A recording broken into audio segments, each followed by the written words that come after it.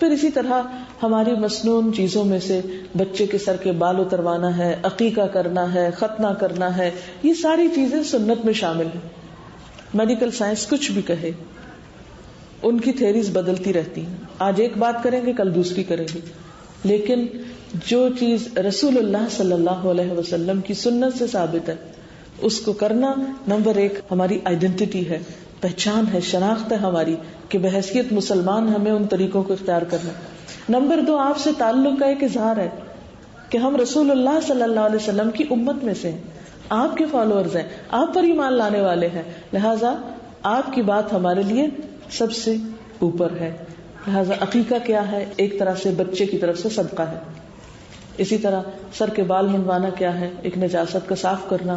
اسی طرح ختنہ کرنا وہ بھی نجاست کو دور کرنے کے لیے اور پاکیزگی اور طہارت کے اہتمام کے لیے ہی ہے. پھر اسی طرح یہ ہے کہ بچوں کو صرف چند ریچول سکھا دینا اور چند ریچولز ان کو بتا دینا اور ان کے سامنے کر لینا یہی کافی نہیں. بچوں کو تربیت میں ابتدائی 7 سالوں میں خاص طور پر شفقت اور محبت کی ضرورت ہوتی ہے. ان کو مارنا نہیں، ان کو بہت زیادہ ڈانٹ ڈپٹ نہیں کرنی. چھوٹے بچے زیادہ ستاتے ہیں عام طور پر، تو مائیں بھی ان کے ساتھ پھر زیادہ بازوں کا زیادتی کر جاتی ہیں. چھوٹی چھوٹی باتوں پہ کان کھینچنا، بال کھینچنا، دھکا دے دینا، ایک چماٹا لگا دینا، یہ سب چیزیں ظلم میں شمار ہوتی ہیں. اگر بچے رو پڑتے ہیں بےچارے اور اتنے کمزور منہ ہاتھ ہے کہ پلٹ کے کچھ نہیں کر سکتے آپ کے ساتھ، تو یاد رکھیے قیامت کے دن حساب دینا ہوگا. کسی بھی ماں باپ کو یہ اجازت نہیں ہے کہ بے وجہ بچوں کے اوپر ظلم ڈھائیں ان کی چھوٹی چھوٹی غلطیوں کی وجہ سے. اور بعض اوقات ان سے کوئی غلطی ہوتی ہے، ہم اتنا چیخ چلا کے بولنے لگتے ہیں، ان کو سمجھ بھی نہیں آتی ہم کیا چاہتے ہیں. ان سے وہ حیران پریشان معصوم دیکھتے ہیں کہ آپ کیا چاہتے ہیں، اور بعض اوقات وہی کام آپ خود بھی کر رہے ہوتے ہیں اور بچوں کو کہتے ہیں آپ نے نہیں کرنا. آپ صلی اللہ علیہ وسلم کے پاس ایک بچہ لایا گیا، اس کی ماں نے چاہا کہ بچے کو آپ نصیحت کریں کہ بچہ بہت میٹھا کھاتا تھا. تو کہا یہ جاتا ہے کہ آپ نے کہا کہ اس کو کل لانا، کیونکہ اس وقت آپ نے خود کو میٹھی چیز کھائی تھی. دوسروں کو نصیحت کرنے میں تو اس درجہ احتیاط کی ضرورت ہے کہ آپ کسی کو کچھ کہہ رہے ہیں پہلے خود تو کریے، پہلے خود تو کر کے دکھائیے. اگر آپ خود نہیں کر رہے اور بچے کو کہے جا رہے کہ تم کرو، وہ کیسے کرے؟ اگر آپ خود نماز نہیں پڑھتے بچے کو کیسے سکھا سکتے ہیں؟ خود قرآن کبھی کھولا نہیں گھر میں، آواز قرآن کی بلند نہیں، بچوں کو کہتے ہیں حافظ بنو. بہت سے لوگ ایسے بھی دیکھے گئے خود کچھ نہیں کریں گے اور بچے کو حافظ بنانا چاہیں گے، وہ بیچارہ کہاں سے بنے؟ پھر بعض اوقات ایسا بھی ہم کرتے ہیں، کچھ بچوں کو تو خوب دنیا میں آگے بڑھاتے ہیں اور ایک آدھ بچے کو اپنی آخرت بنانے کے لیے کسی مدرسے میں چھوڑ آتے ہیں کہ اس کے کندھوں پہ ہاتھ رکھ کے ہم بھی نکل جائیں گے. یہ طریقہ درست نہیں ہے. بچوں کے درمیان عدل و انصاف کرنا چاہیے. اچھا اخلاق اور اچھی تربیت سب بچوں کا حق ہے. اور پھر یہ ہے کہ تربیت صرف چیزیں رٹوانے کا نام نہیں ہے. بعض اوقات ہم دعائیں رٹوا دیتے ہیں، ہم کہتے ہیں ہمارے بچے کو سب دعائیں آتی ہیں، دیکھو 2 سال کا ہو گیا اور یہ فلاں دعا بھی آتی ہے اور فلاں دعا بھی. بہت اچھی بات ہے، اچھی بات ہے. شروع میں جب آپ بولنا سکھائیں تاکہ توحید پر ان کی زندگی کا آغاز ہو، اللہ کی محبت سے شروعات ہو. بہرحال بات یہ ہو رہی تھی بچوں سے لاڈ پیار کرنے کی، شفقت اور محبت کرنے کی. اس میں آپ دیکھیے کہ رسول اللہ صلی اللہ علیہ وسلم حضرت حسن اور حضرت حسین کو نماز میں بھی اگر وہ پیٹھ پہ بیٹھ جاتے تھے تو سر نہیں اٹھاتے تھے. اسی طرح آپ اپنے گود میں بٹھا لیتے تھے. ایک مرتبہ حضرت امامہ جو آپ کی نواسی تھی ان کو اپنے کندھے پہ بٹھا کے آپ نماز پڑھ رہے تھے، یعنی لڑکوں کے علاوہ چھوٹی بچی کو بھی نماز میں آپ نے اٹھایا. پھر اسی طرح جب آپ کے بیٹے حضرت ابراہیم کا انتقال ہوا تو آپ کی آنکھوں سے آنسو بہ رہے تھے اور آپ شدید غم میں تھے، حالانکہ وہ بالکل دودھ پیتے چھوٹے بچے تھے. آپ نے فرمایا آنکھ روتی ہے، دل غمگین ہے، اور ہم زبان سے وہی کہیں گے جس سے ہمارا رب راضی ہوگا. یعنی کسی بھی موقع پر انتہائی غم اور دکھ کے عالم میں بھی ایسی بات زبان سے نہیں نکالی جائے گی کہ جو اللہ تعالیٰ کو ناراض کرنے والی ہو. حضرت انس کہتے ہیں کہ رسول اللہ صلی اللہ علیہ وسلم فرماتے کہ جب نماز شروع کرتا ہوں میں تو ارادہ ہوتا ہے کہ میں دیر سے ختم کروں گا، لیکن اچانک کسی بچے کے رونے کی آواز آتی ہے تو میں نماز مختصر کر دیتا ہوں.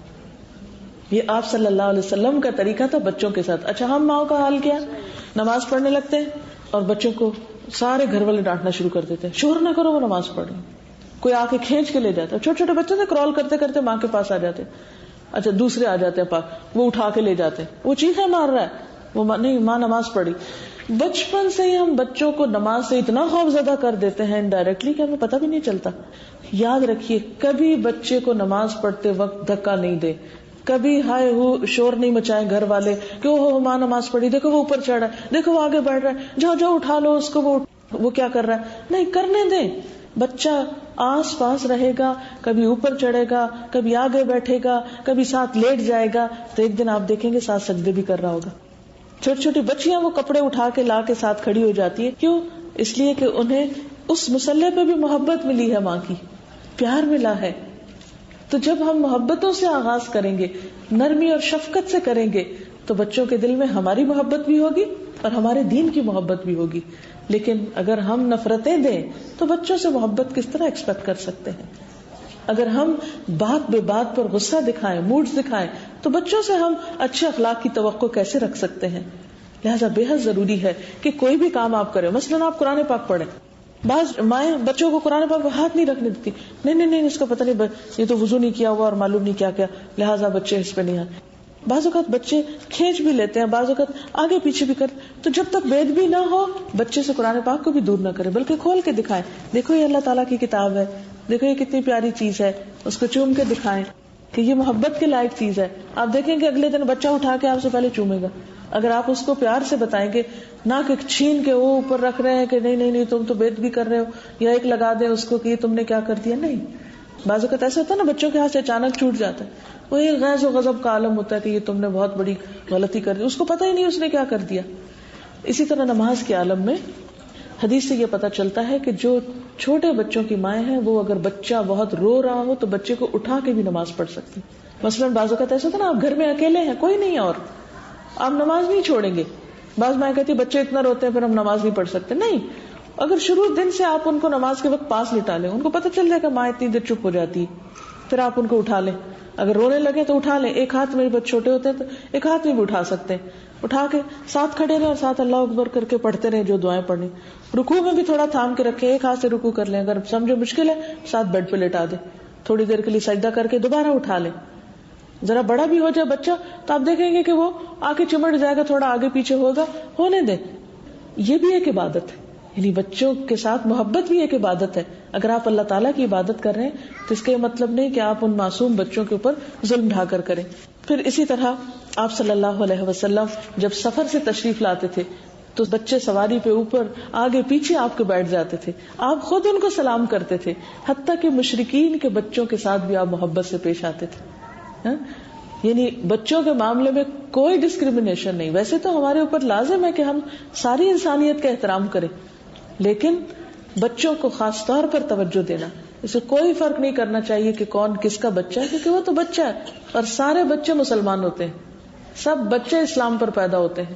کل مولود یولد علی الفطرہ, ہر ایک کو ہینڈ شیک کریں, ہر ایک کو آگے بڑھ کے ملیں, ہر ایک کو پیار سے دیکھیں, ان کو اپنے سے مانوس کریں, نہ کہ خوف زدہ نظریں کر کے تو ان کو اپنے سے دور بگائیں کہ وہ آپ کو ڈسٹرب کر رہے ہیں یا کچھ. بچوں کی شرارتوں کو انجوائے کرنا سیکھیں. یہ اپنی نظر آپ بدلیں گے تو ان کی چھوٹی چھوٹی غلطیاں بھی آپ انجوائے کریں گے, اس پر بھی آپ ہنس کے معاملہ کر سکتے ہیں. جہاں بعضوں کو اتنے فلیئر اپ ہو جاتے ہیں اور چھوٹی چھوٹی چیز پر ذرا سی کوئی محنت کرنی پڑے تو ہم شدید غصے کا شکار ہوتے ہیں. پھر اسی طرح یہ ہے کہ حضرت اسامہ جو تھے آپ صلی اللہ علیہ وسلم کو بہت پیارے تھے. ایک دلچسپ سی بات یہ کہ حضرت حسن جو تھے وہ آپ صلی اللہ علیہ وسلم سے بہت مشابہ تھے, یعنی ان کی شکل آپ سے بہت ملتی تھی اور بہت خوبصورت تھے. اچھا, حضرت اسامہ جو تھے حضرت زید کے بیٹے تھے. حضرت زید جو تھے وہ کالے تھے, تو حضرت اسامہ جو تھے ان کا رنگ بھی کالا تھا. اچھا, بعضوں کا کیا ہوتا کہ ایک طرف ایک بچہ بیٹھتا اور دوسری طرف دوسرا بچہ بیٹھتا, تو ایک رنگ کا اور دوسرا دوسرے رنگ کا. لیکن یہ ہے کہ کوئی ڈسکریمنیشن نہیں. اپنی بیٹی کی اولاد بھی اور اپنے منہ بولے بیٹے حضرت زید کی اولاد دونوں سے ہی آپ انتہائی محبت کرتے تھے, اور کوئی فرق محسوس نہیں ہوتا تھا کہ یہ کسی غلام کی اولاد ہے یا یہ اپنی اولاد ہے. تو بچے تو سب معصوم ہوتے ہیں, صرف اپنے بچوں سے نہیں دوسرے بچوں سے بھی محبت کرنا سیکھیں, کیونکہ تربیت صرف ماں نہیں کرتی, پورا ماحول تربیت کر رہا ہوتا ہے. نانی دادی باقی رشتہ دار. اور آپ نے دیکھا ہوگا کہ جن فیملیز کا آپس میں بونڈ اچھا ہوتا ہے, تعلق مضبوط ہوتا ہے, ان کے بچوں کی تربیت پر بھی وہ اثر پڑتا ہے.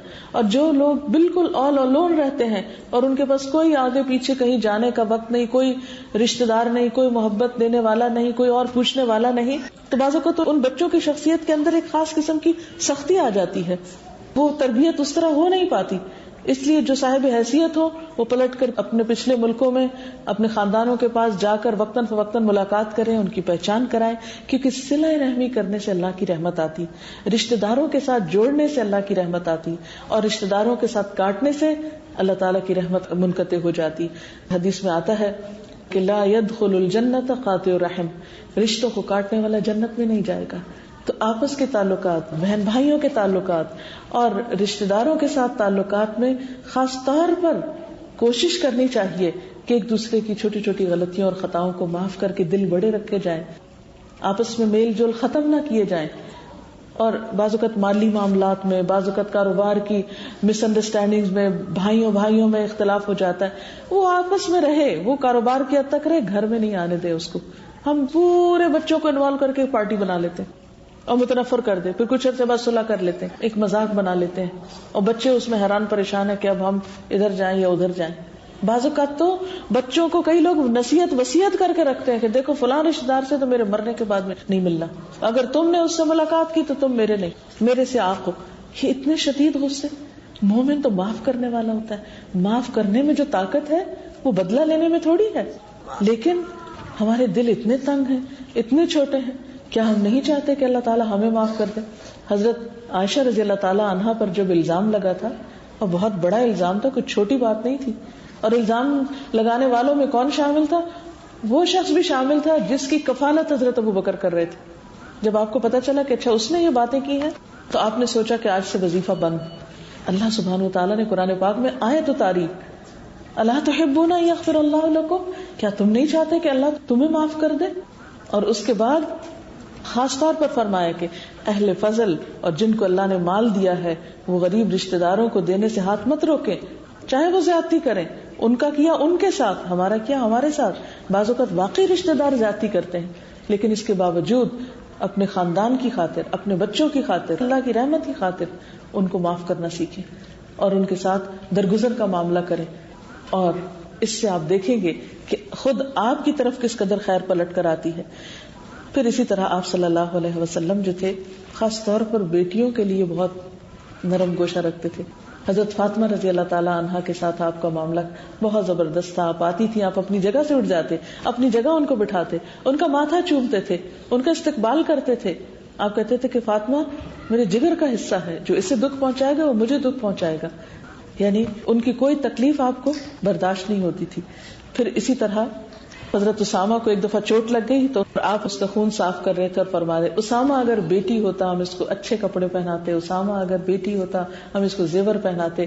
یعنی بچیوں کی رعایت کرتے ہوئے کہ بیٹیوں کے جو جذبات ہوتے ہیں, یا عورت کے اندر اللہ تعالیٰ نے جو بننے سنورنے کی, اچھے کپڑے کی اور اچھے زیور کی جو ایک خواہش ڈالی ہے, اس کا احترام بھی ضروری ہے. لیکن آج ہم ویسٹ کی نقالی کرتے ہوئے لڑکیوں کو بھی لڑکا بنانے کی فکر میں ہوتا ہے, اور ایسے ڈریسز بعض اوقات پہناتے ہیں کہ لڑکی اور لڑکے کا کوئی فرق محسوس نہیں ہوتا, اور سمجھتے نہیں اس طرح بہت اسمارٹ لگتے ہیں. بات یہ کہ ساری چیز اپنی نظر کی ہے. جب ساری زندگی ہم ان کو لڑکا بنا کے پالتے ہیں اور ان کی شادی کرتے ہیں, تو پھر شوہر کے ساتھ مقابلہ بھی لڑکے جیسا کرتی ہیں, اور پھر اس کے نتیجے میں جو مشکلات ہوتی ہیں وہ ہم سب جانتے ہیں. فطرت سے ہٹنا, یعنی غلط طریقوں پہ تربیت کرنا اور دوسری قوموں کی نقالی کرنا, یہ بسا اوقات مسلمانوں کے لیے تکلیف دہ ہو سکتا ہے. بہرحال پھر اسی طرح آپ دیکھیے کہ جو آج کل ایک بہت تکلیف دہ معاملہ ہے کہ بچیوں کی ولادت سے پہلے ہی ان کو ایلیمینیٹ کرا دی جاتی ہے پریگنینسی, اور جہاں سائنس کی ترقی نے انسانوں کو بہت فائدہ دیا ہے, وہاں دوسری طرف بہت سے نقصان بھی ہیں. بچوں کو زندگی کا حق دینا یہ ہمارے اوپر لازم ہے. ان کو انوانٹیڈ سمجھنا, ہمارا تو ارادہ ہی نہیں تھا, ہمارا تو دل ہی نہیں تھا, یا یہ کہ اس کو ایکسپٹ نہیں کرنا. بعض بچیاں پریگنینسی کو ایکسپٹ نہیں کرتی, رونا دھونا اور پھر مختلف حربے اختیار کرنا کہ کسی طرح یہ سب کچھ ختم ہو جائے. نہیں، آپ کو کیا معلوم کہ آج ایک بچے کے لیے اگر آپ تکلیف اٹھا رہے ہیں اور آپ اپنی مرضی کے خلاف جا رہے ہیں، کل اسی سے آپ کو معلوم نہیں کتنا فیض پہنچے. اور بہت سی ایسی مثالیں موجود ہیں کہ ایسے بچے والدین کے لیے بہت راحت اور خوشی کا سبب بنے. بعد میں ہر روز ایک نئی زندگی ہوتی ہے. آج اگر غم ہے تو کل خوشی بھی ہو سکتی ہے. آج ناپسندیدہ حالات ہیں تو کل پسندیدہ بھی ہو سکتے ہیں. لہذا کسی بھی بچے سے اس کی زندگی کا حق نہ چھینیے. کچھ عرصہ پہلے